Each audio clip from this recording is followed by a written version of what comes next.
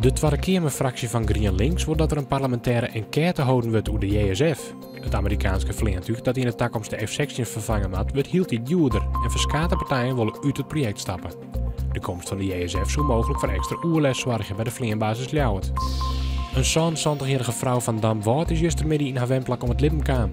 Op de Doniawai kwam de vrouw met haar fiets in botsing met een auto die bestuurd werd door een man van 22 uit Broeksterwoud. Hoe het ongeluk gebeurde is nog net bekend. Het gebouw van het Fries Museum op het Nijseiland is klaar. Joet krijgt museumdirecteur Saskia Bak officieel de kaai doordroegen. De bouw gaat goed 2 jaar door en kostte 124 miljoen euro. De boetekant is nou klaar, maar het wordt nog goed een jelly voordat het museum echt open kan.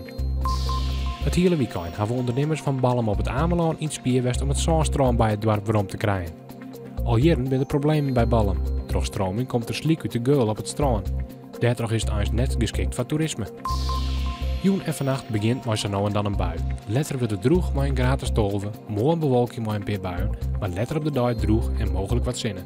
Het wordt dan tussen de 14 en de 16 graden.